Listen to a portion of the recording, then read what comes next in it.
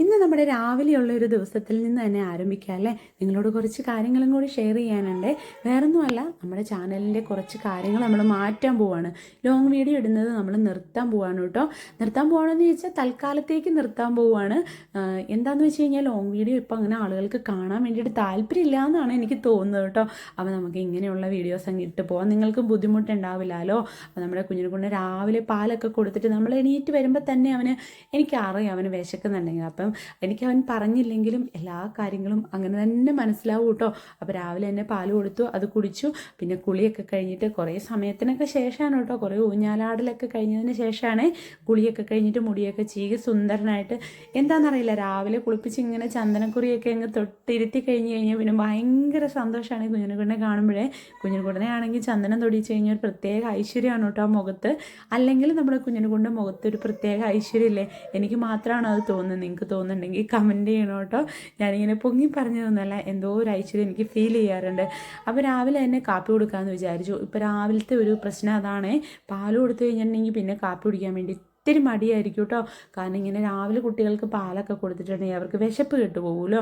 പക്ഷെ രാവിലെ ആ ഒരു എന്താ പറയുക, വയറിൻ്റെ കത്തൽ നമുക്കറിയാവുന്നത് കൊണ്ടാണ് പാലങ്ങ് കൊടുത്തു പോകുന്നത്. അത്രയും രാവിലെ ഇങ്ങനെ ഫുഡ് ഉണ്ടാക്കി കൊടുത്തു കഴിഞ്ഞാൽ ചിലപ്പോൾ കഴിക്കാൻ മടിയായിരിക്കുമല്ലോ. അപ്പോൾ ഇതേ പാല് കൊടുത്തു കഴിഞ്ഞിട്ട് നോക്കിയപ്പോൾ ഇവിടെ ഫുഡ് കഴിക്കാൻ മടിയാണ്, എന്നെ തട്ടി കളഞ്ഞുകൊണ്ടേ ഇരിക്കുക കേട്ടോ. പക്ഷെ ഇപ്പോൾ താഴെ ഇറങ്ങി ഇരിക്കുകയാണെങ്കിൽ കുറച്ചൊക്കെ കഴിക്കുക. കാരണം ഈ നടയിൽ ഇങ്ങനെ ഇറങ്ങിയിരുന്നിരുന്ന് കുഞ്ഞിനെ കൂടെ പഠിച്ചു പോയി കേട്ടോ. ഇനി അതിനെങ്ങനെയാണ് ഒരു മാറ്റം വരുത്തുന്നതെന്ന് എനിക്ക് അറിഞ്ഞുകൂടാ. കാരണം വെയിലൊക്കെ ആയിക്കഴിഞ്ഞാൽ ഭയങ്കര പാടാണല്ലോ അവിടെ മുമ്പ് വശത്ത് ഇറങ്ങിയിരിക്കാനായിട്ട്. എപ്പോഴും അതിന് വാശി പിടിച്ചുകൊണ്ടേ ഇരിക്കുവേ. നടക്കാനുള്ള ആ കൊതിയാണ് കേട്ടോ ശരിക്കും പറഞ്ഞു കഴിഞ്ഞാൽ. പുറത്തൊക്കെ ഒന്ന് കാണാനും ഒക്കെയുള്ളൊരു കൊതിയേ.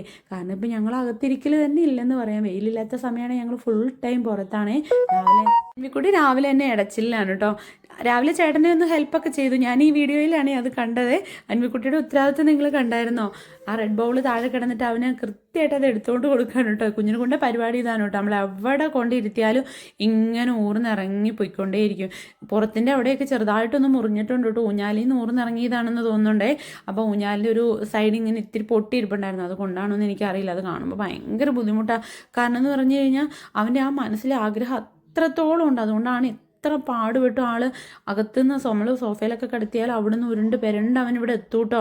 അപ്പോൾ നമ്മളിപ്പോൾ ജസ്റ്റ് ഒന്ന് കണ്ണ് തെറ്റിയാൽ പെട്ടെന്ന് തന്നെ ആളവിടെ എത്തുവേ.